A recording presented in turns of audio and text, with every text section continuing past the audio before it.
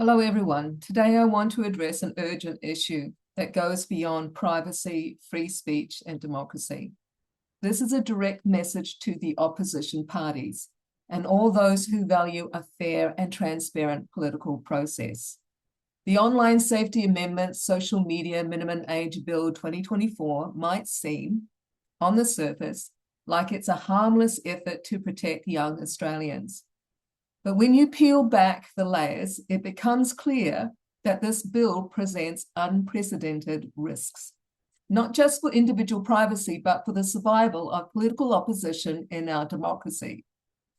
Let's start with what this bill proposes: mandatory age verification for all Australians, regardless of age, to access social media platforms like Facebook, TikTok, or X, formerly Twitter. At first glance, this might seem like a step forward protecting children online, right? But here's what it really does. It forces Australians to link their real-world identities to their online presence. It creates a backdoor for the government to introduce digital ID, a policy Australians have already made clear they do not want. And as if that weren't concerning enough, the government is already working on a project called TEX, TEX, or Trust Exchange, which integrates digital ID with big tech platforms like Google. They've got a relationship with Google at the moment, social media, and even banking systems. This is where it gets really alarming, especially for you, the political opposition. Let me explain. Big tech already has the tools to track, profile, and manipulate users. With this bill, those tools will be weaponized, and here's how.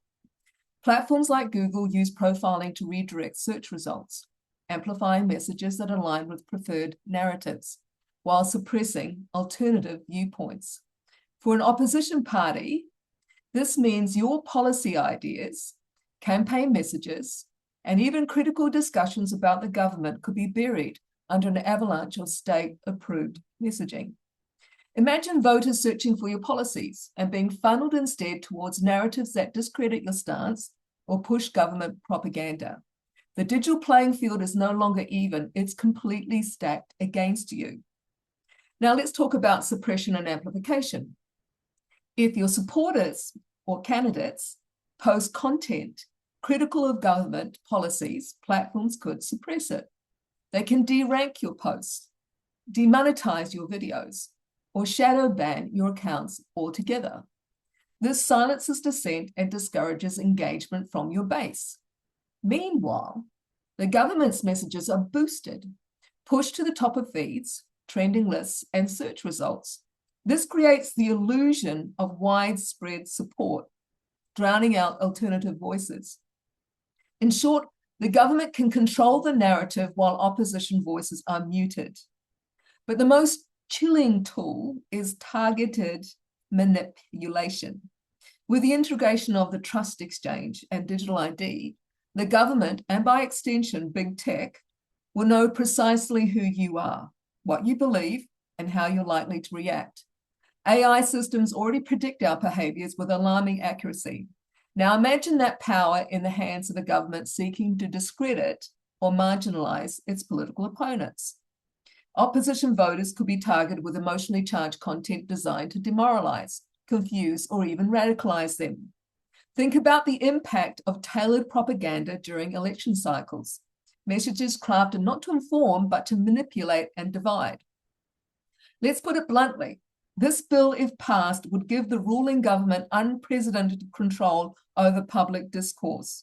Opposition parties would face an uphill battle, not because of their ideas or policies, but because of systematic manipulation enabled by big tech and reinforced by digital ID. It's not just a threat to privacy, it's a threat to the very foundation of a democratic opposition. And this isn't speculation. Those of us in software test, hacking, system analysis, etc., know how these tools are already being used to suppress, dissent, and amplify preferred narratives. With the addition of Trust Exchange, we're looking at the consolidation of big tech's profiling capabilities with government power, a scenario no democracy can afford to tolerate. So this is a call to action. This is a wake-up call for all Australians, especially those in opposition. Your ability to challenge the government, to present alternative ideas, and to hold those in power accountable is at stake. To the opposition leaders, speak out against this bill. Demand transparency on the Trust Exchange project and its integration with digital ID.